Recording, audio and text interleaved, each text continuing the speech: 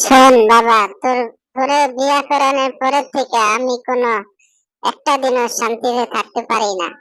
তার কারণ তোর বউ আমার কোনো কথা শুনতেছে না। তুই তুই তোর মনে থাক।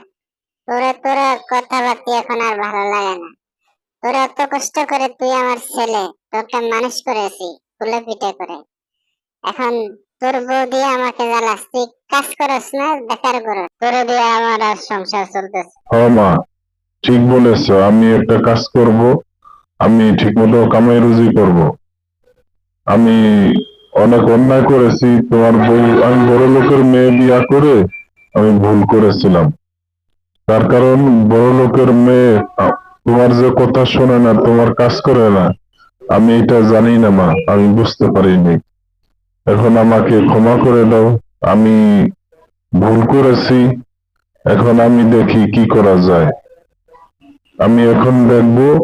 আমি ঠিক আছে বাবা, তুই তুই তোর বুঝ মতো চল, দেখ যেমনে ভালো হয়। তোর বাবা অনেক কষ্ট করে এই বাড়িটা করে দিয়ে গেছেন, অনেক ঋণগ্রস্ত আছি, ঋণগুলা পরিশোধ করা লাগবে।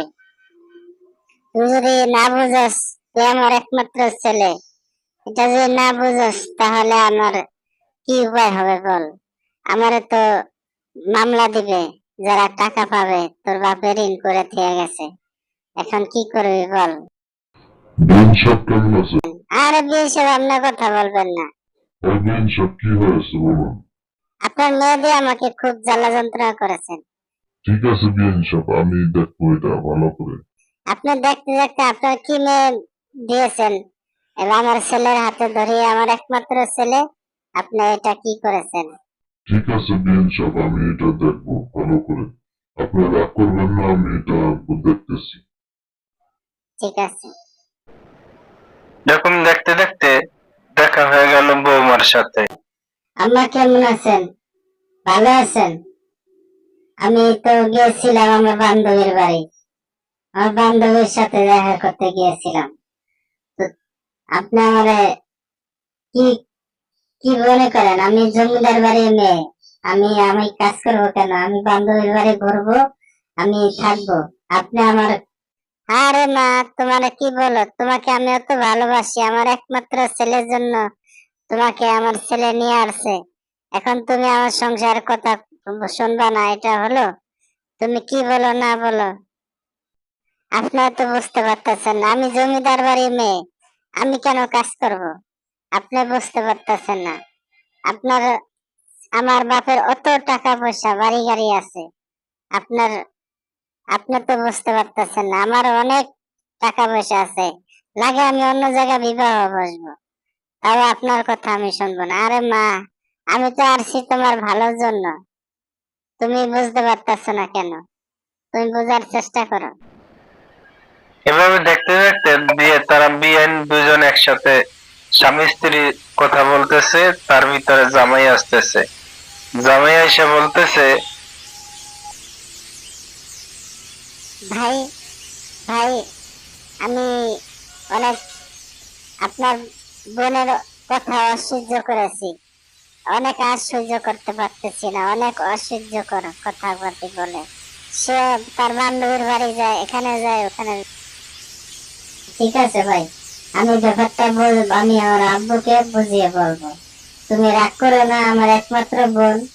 তুমি তুমি এটা একটু ম্যানেজ করে নিও, তুমি একটু ম্যানেজ করে নিও। ঠিক আছে ভাই, আমি এটা দেখতেছি আমার বাপের সাথে বুঝে।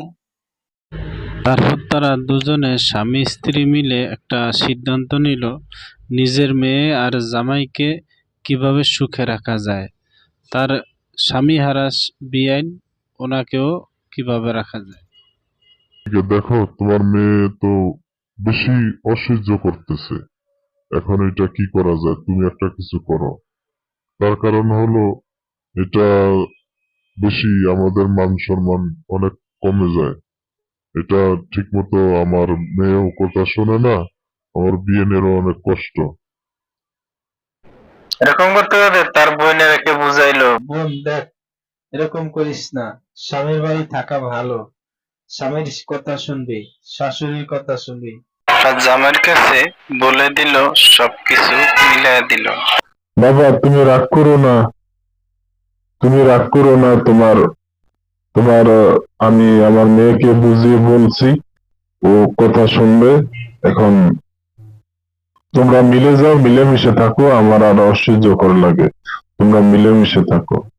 ওগো, তুমি ভালো হয়ে যাও। তোমার তো অনেক অত্যাচার সহ্য করেছি, আমার মাও সহ্য করেছেন। ওগো প্রাণের স্বামী, তুমি আমার মাফ করে দাও, আমার ভুল হয়েছে, আমি আর এরকম অন্যায় কাজ করবো না, আমাকে ক্ষমা করো।